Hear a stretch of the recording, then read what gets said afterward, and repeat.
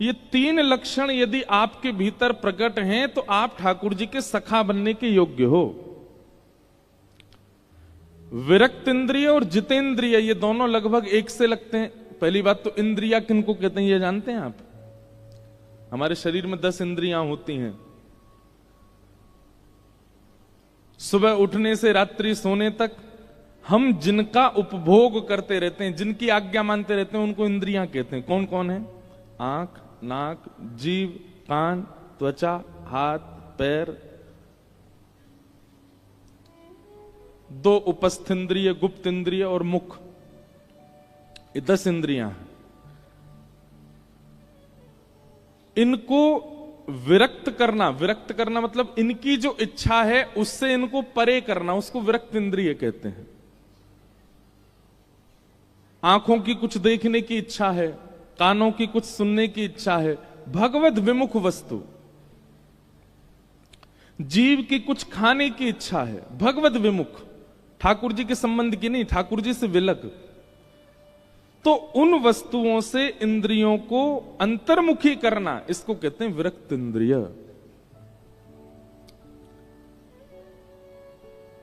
कुछ खाने की इच्छा हो रही है, वो प्रसाद नहीं है, बस कोई ढकेल की वस्तु है, बाहर की कोई वस्तु है, इच्छा हो रही है, लेकिन आप क्या कर रहे हो? अपने आप को अंतर्मुखी उसकी तरफ नहीं ले जाते।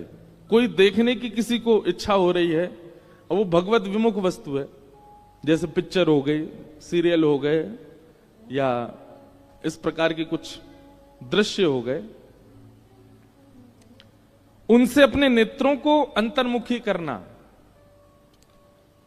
भगवत चर्चा छोड़ करके समाज की चर्चा होना, इसकी निंदा, इसकी स्तुति, उसकी भलाई, इसकी बुराई, ये सब बातों से कान का अंतर्मुखी होना, नहीं, रुचि नहीं होना, इनको कहते हैं विरक्त इंद्रिय। इंद्रियों को जो चाहिए, अगर वो वस्तु भगवत विमुख है तो उस वस्तु से विलग करना, इसको विरक्त इंद्रिय कहते हैं। देखो एक बात हमारी सुनिएगा, कथा ना चिंतन का विषय होता है, वक्ता को भी बहुत चिंतन करना पड़ता है, तब जाकर के भाव प्रकट होते हैं। इसलिए श्रोताओं को भी चिंतन करना चाहिए। केवल मैं सुना दूं आप समझ जाओ नहीं होगा काम, चिंतन कीजिएगा। विरक्त इंद्रिय, अगर सखा बनने के इच्छुक हो तो ठाकुर जी से सखत्व यदि चाहते, देखो नवदा भक्ति है, श्रवणम कीर्तनम विष्णु स्मरणम पाद सेवनम अर्चनम वंदनम दास्यम सख्य आत्मनिवेदनम। नवदा भक्ति में सारी भक्ति आप कर लोगे, लेकिन 2 भक्ति वो ठाकुर जी चाहेंगे तो ही आप कर पाओगे। पहली भक्ति है सख्य भक्ति, ठाकुर जी को सखा मानना, और दूसरी भक्ति है चरण सेवा। ठाकुर जी की चरण सेवा भी उनकी इच्छा से मिलेगी और ठाकुर जी के प्रति सखत्व भी उन्हीं से मिलेगा। आप लाला मान सकते हो उनको,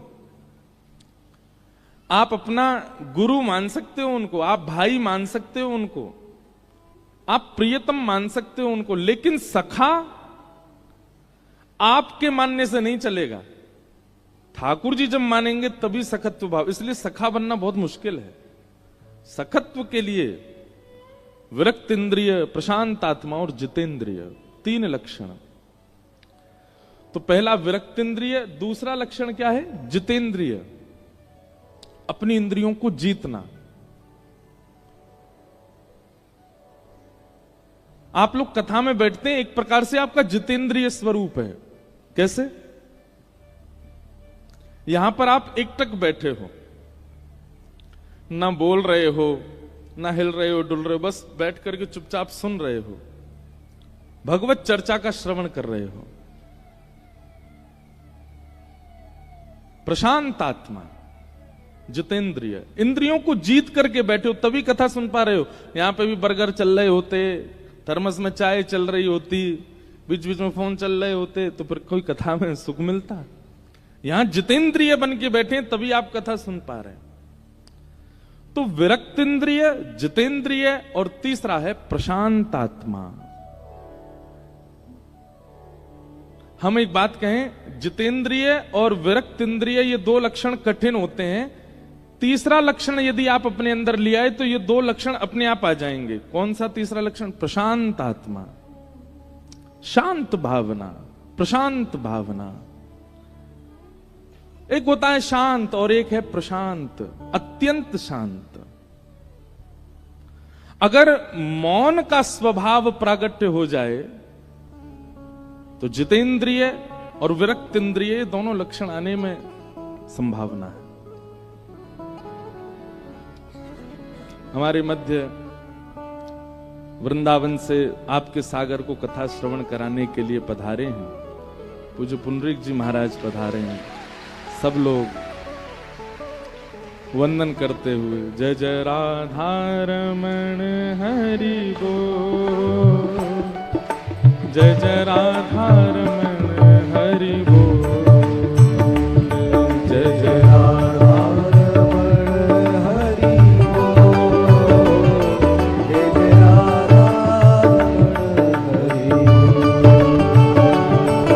जय जय राधा रमण हरि बोल, जय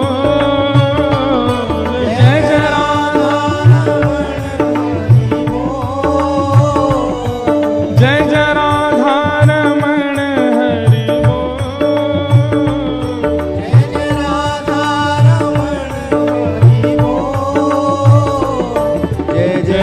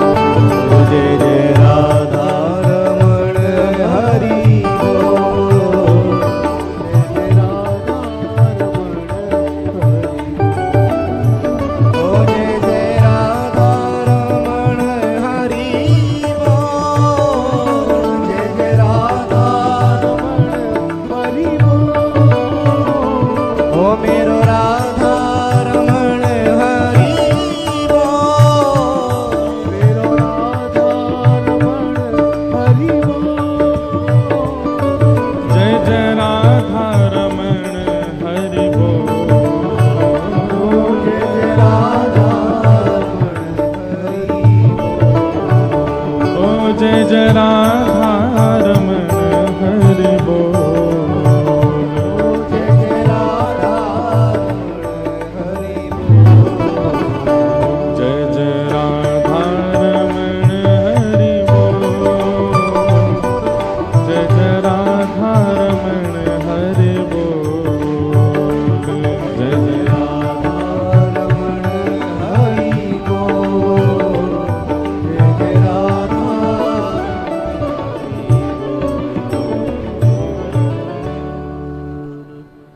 परमानंद के बात है कि सागर क्षेत्र अत्यंत सौभाग्यशाली है, धन्य है कि यहाँ भगवत चर्चा, भाव चर्चा, भागवत चर्चा होती रहती हैं। और क्यों ना हो, जहाँ ठाकुर जी विराज रहे हैं वहीं रसिकों का आगमन होता है, वैष्णवों का आगमन होता है। आपके सागर में ऐसे दिव्य दिव्य स्थान अवस्थित व्यवस्थित हैं। बिहारी जी विराज रहे हैं, राधा वल्लभ जी विराज रहे हैं, राधा मदन मोहन जी विराज रहे हैं, द्वारिकाधीश जी विराज रहे हैं, पंडरीनाथ विठल भगवान विराज रहे हैं। इतने सब ठाकुर विराज रहे हैं तो निश्चित है कि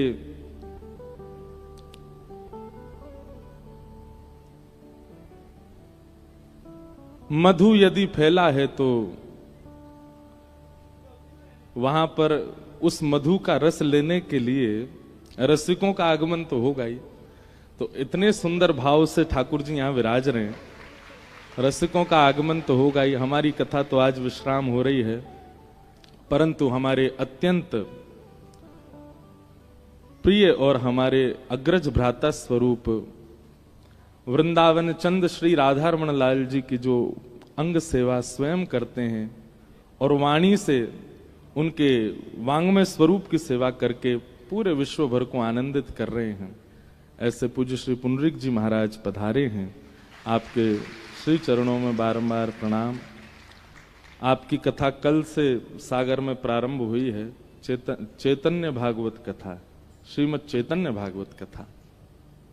आप सब लोग निश्चित ही, हम तो आज जल्दी जल्दी समेट करके अपने बोरिया बिस्तर जा रहे हैं, लेकिन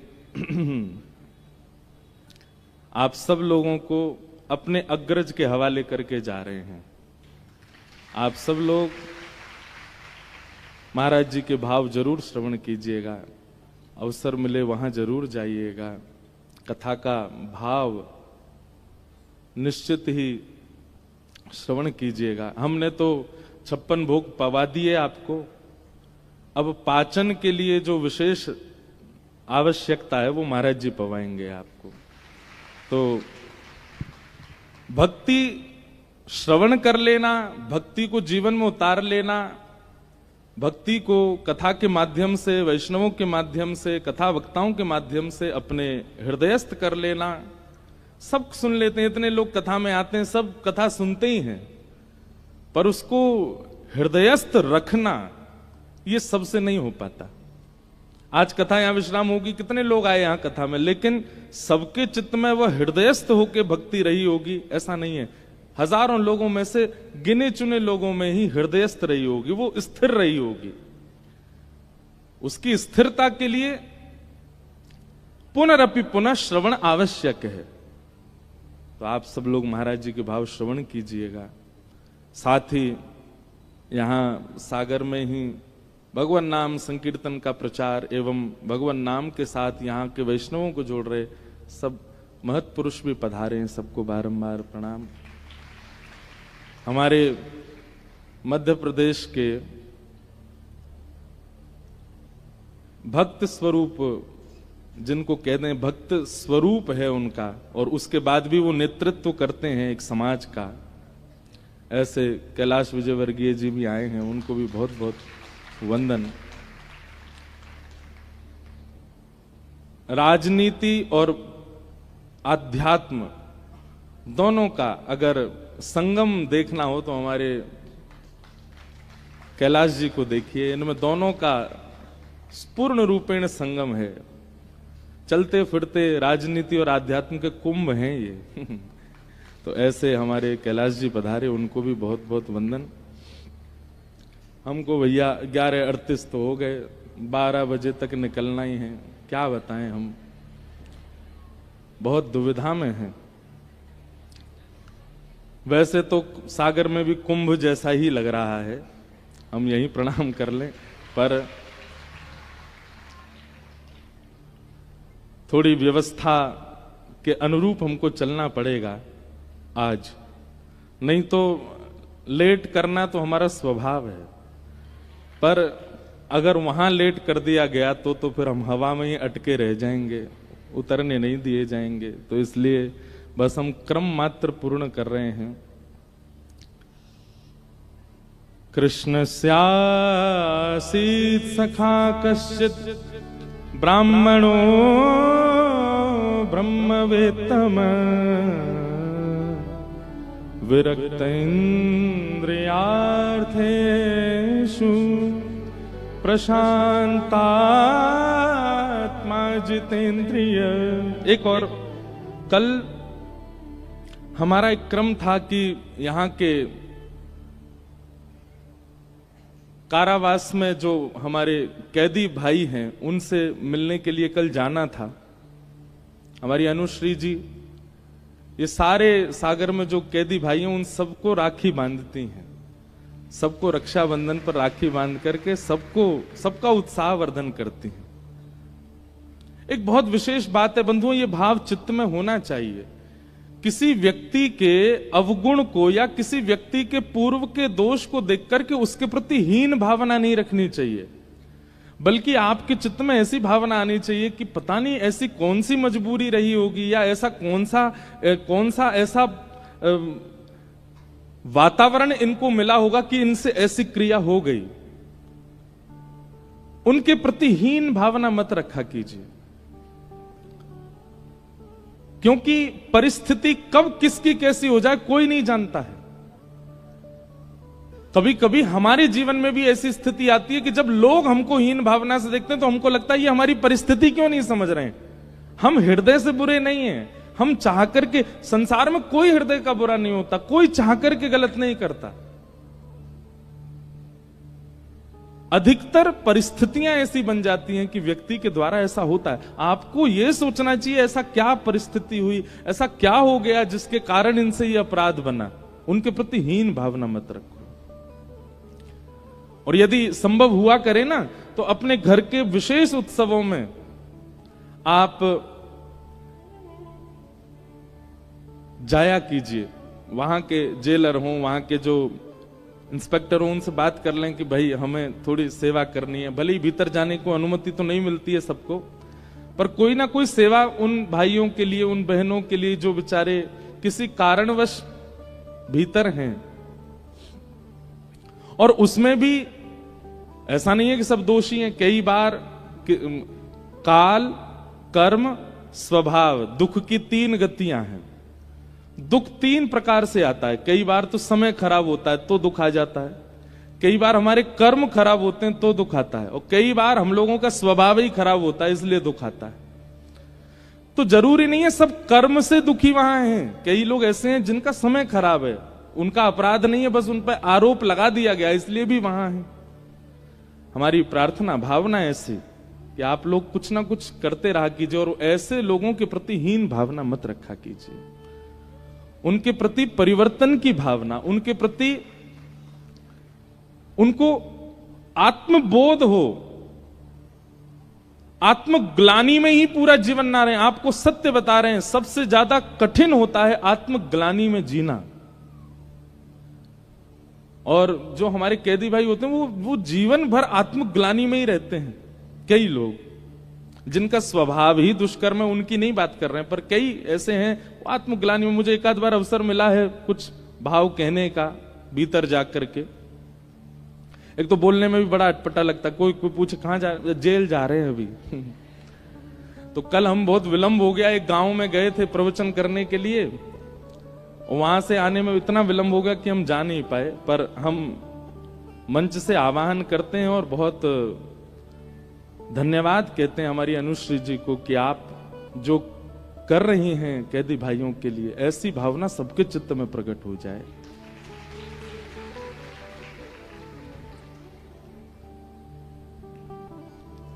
वृद्धाश्रम के बंधुओं के लिए भी संदेश के लिए हमको आया है कि कुछ कहिए। भारत उस दिन स्वतंत्र माना जाए, भारत उस दिन श्रेष्ठ माना जाएगा जिस दिन भारत के सारे वृद्धाश्रम बंद हो जाएं। जब तक वृद्धाश्रम खुले हैं तब तक हम लोगों को कहीं ना कहीं अपने धर्म के प्रति, अपने कर्तव्यों के प्रति, अपने व्यवहार के प्रति, अपने स्वभाव के प्रति हमें चिंता होनी चाहिए कि वृद्धाश्रम खुले हैं भारत में।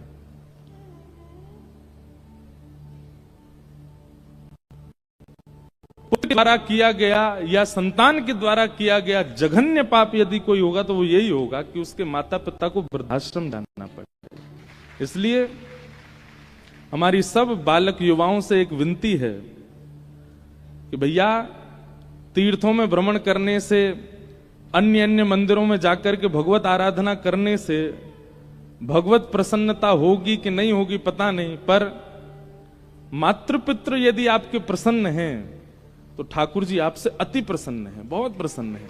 आपके कल हमने कथा सुनाई ना, आपके यहां तो विट्ठल भगवान विराज रहे हैं साक्षात, और आज के नहीं है, 300-400 साल पुराने श्री ठाकुर जी यहां विराज रहे हैं। कैसे प्रकट हुए? पुंडलीक के भाव से प्रकट हुए, उसके मातृपितृ सेवा से प्रकट हुए। हम एक बात अपनी कथा में कहीं कहे थे, बहुत ज्यादा लोगों ने उसको, कई अधिकतर संगीतकारों ने प्रिय उसको पसंद किया कि हमारे कुंभन दास जी, अष्ट सखाओं में कुंभन दास जी कहते हैं कि व्यक्ति के पास यदि स्वर साधना है, व्यक्ति के पास यदि संगीत की साधना है, किसी भी रूप में संगीत उसको आता है, या तो वादन के रूप में आए या गाने के रूप में आए, किसी भी रूप में यदि संगीत साधन उसके पास है, तो हमारे अष्ट सखाओं के श्री कुंभन दास जी कहते हैं कि उस व्यक्ति को भगवत प्राप्ति निश्चित हो जाएगी। अगर वो अपनी संगीत साधना को लोक रंजन के लिए ना करे तो। गाना आता है पर किसी की वाहवाही सुनने के लिए ना गावे, कुछ बजाना आता है पर किसी की वाहवाही प्रशंसा सुनने के लिए ना बजावे। अपने गायन को, अपने उस वादन को या अपने उस अंतरंग गुण को केवल ठाकुर जी के सामने प्रस्तुत करता है और कुछ ना करे, केवल ठाकुर जी के सामने प्रस्तुत करता रहे अपने स्वरों को, तो एक साधक को जितना समय भगवत प्राप्ति में लगता उससे आधे समय में एक संगीतज्ञ को भगवत प्राप्ति हो जाएगी। लेकिन आज हम एक और स्टेटमेंट जारी कर रहे हैं, संगीतज्ञ को साधक से भी आधे समय में भगवत प्राप्ति होती है, लेकिन मातृ पितृ प्रेमी पुत्र को, पुत्री को उस साधक से आधे में संगीतज्ञ को, और संगीतज्ञ से भी आधे समय में एक मातृ पितृ प्रेम करने वाले संतान को भगवत प्राप्ति होती है। इसलिए हमारी आपसे प्रार्थना है भैया, जितने भी बच्चे बैठे हो, नित्य आपके घर के ठाकुर की सेवा में आपसे एक आध बार चूक हो जाए चलेगा, पर अपने माता पिता के कभी भाव के प्रति, उनके चरणों के प्रति कभी कुभाव मत रखना। आप जब तक पृथ्वी पर हैं संकल्प लीजिए कि आप अपने माता पिता को कष्ट नहीं देंगे, ये बात आप रखिए। तो ऐसी भावना है। सुदामा जी महाराज गए, जाकर के ठाकुर जी के बढ़िया दर्शन किए। सबने सुदामा चरित्र अनेक बार सुना है, हम केवल अब कथा क्रम को विश्राम की ओर ले चलते हैं। और तत्पश्चात संपूर्ण यदुवंश को श्राप का कारण बनना पड़ा। क्यों? क्योंकि कई बार श्रेष्ठ वस्तु यदि प्राप्त हो जाती है और उसका मूल्य व्यक्ति ना पहचाने तो श्रेष्ठ वस्तु का हम निरादर करने लग जाते हैं। कितना भी महंगा फोन हो, एक महीना उसकी रखवाली बहुत बढ़िया होती है, एक महीना बाद वो कहां पड़ा है, कैसे पड़ा है, हम लोग उसके प्रति ज्यादा चिंता नहीं करते। ठाकुर जी सहज में प्राप्त हो गए यदुवंशियों को। वैसे सब यदुवंशी हैं, कृष्ण स्वरूप ही, पर फिर भी भगवान के कहने के बाद भी यदुवंशी कई बार ऐसा मन में अहम ले आते हैं कि हम सब तो कृष्ण के संतान हैं, उनके परिवारी हैं, हमको कोई थोड़ी कुछ भी करो। श्रेष्ठ पदवी का प्राप्त हो जाना, बहुत ध्यान से सुनिएगा, श्रेष्ठ पदवी का प्राप्त हो जाना, बहुत संपत्ति का प्राप्त हो जाना, सुंदर रूप का प्राप्त हो जाना, युवावस्था में बहुत ज्यादा नाम हो जाना, और इन सब के सहित जीवन में सत्संग ना होना पतन का कारण बनता है। अब टप टप टप बाद में बजाना, पहले सुनो हमारी बात। क्या कह रहे हैं?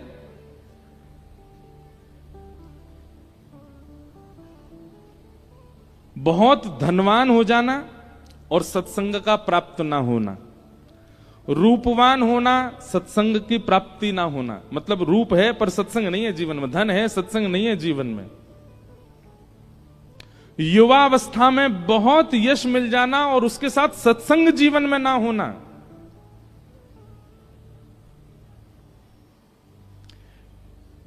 पतन का कारण बनता है। सत्संग बहुत आवश्यक है। सत्संग क्या करता है? ये बैलेंस करता है। जैसे नींबू होता है ना, सब्जी में अगर नमक ज्यादा पड़ जाए, थोड़ी मिर्च ज्यादा हो जाए तो खाने में थोड़ी दिक्कत हो सकती है, पर नींबू निचोड़ दो तो सब जो है बिल्कुल मैनेज हो जाता है, खाने योग्य बन जाता है, प्रसाद पाने योग्य हो जाता है। ठीक वैसे ही सत्संग बहुत आवश्यक है।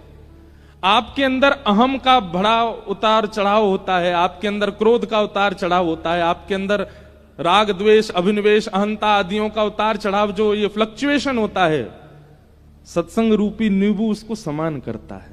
सत्संग आवश्यक है, नहीं तो आप जिस भी पदवी पर हैं वहां से मुंह के बल ही गिरेंगे।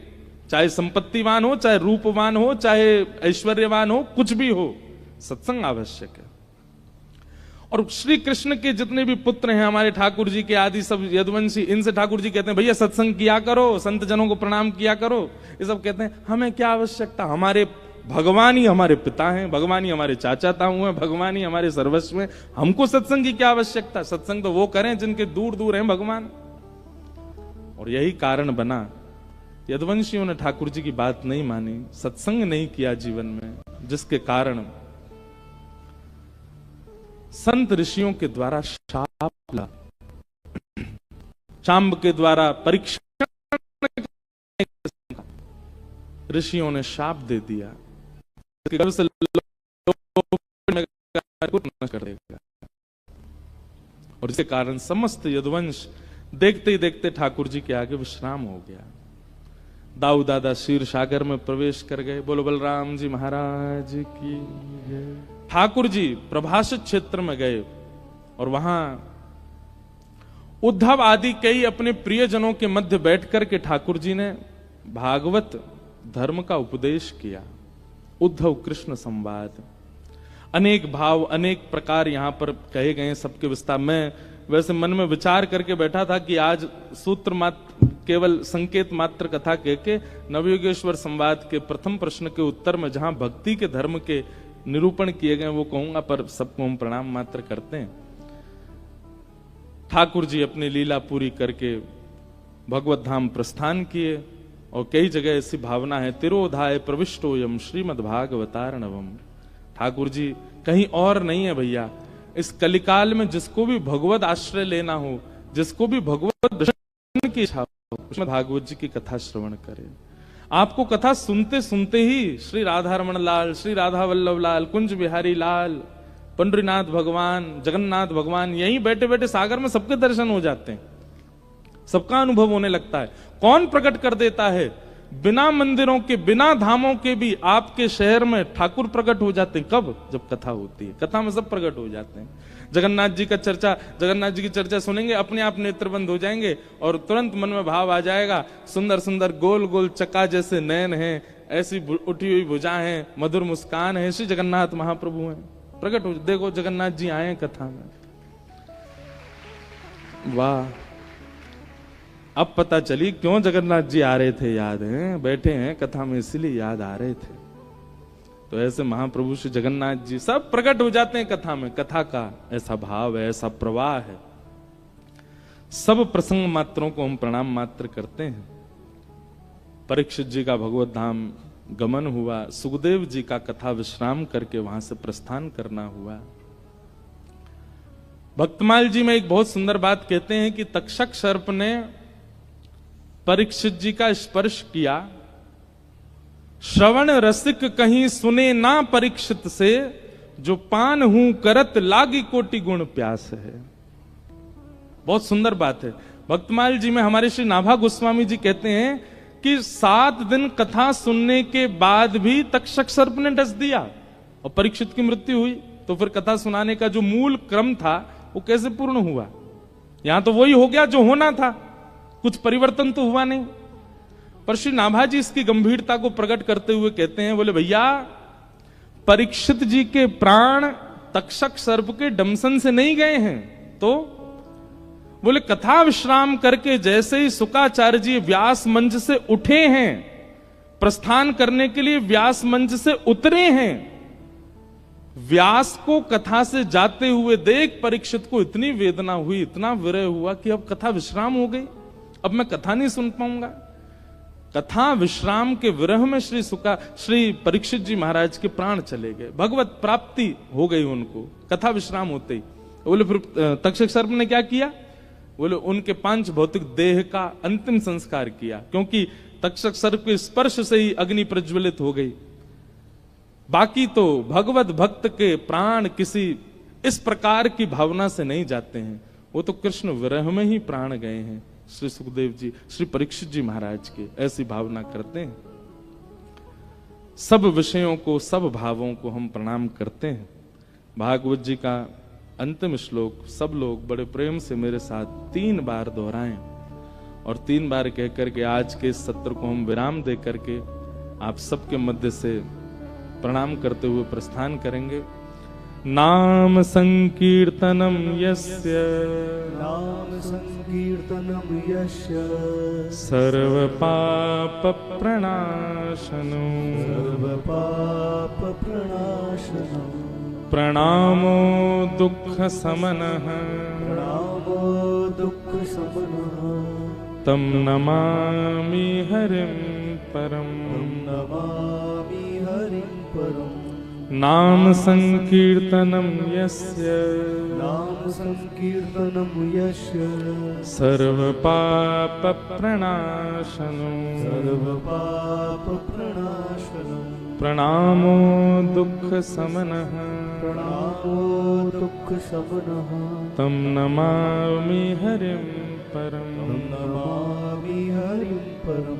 नाम संकीर्तनम यस्य नाम संकीर्तनं यस्य सर्व पाप प्रणाशनम् सर्वपापप्रणाशनं प्रणामो दुःख समनः प्रणामो दुःखशमनः तम नमामि हरिं परम। नमामि हरिं परम। बोलो वृंदावन बिहारी लाल की, श्री राधा रमण लाल की, श्री राधा वल्लभ लाल की जय। भागवत महापुराण की जय। श्री सुखदेव जी महाराज की जय। श्री परीक्षित जी महाराज की जय। सब संतन की जय। सब भक्तन की जय। सब विप्रन की जय। जय जय श्री राम। जय जय श्री राम। जय जय श्री राम। नमः पार्वती पतये हर हर महादेव। आज के इस सप्ताह क्रम को हम यहाँ विराम दे रहे हैं। मंच पर विराजमान समस्त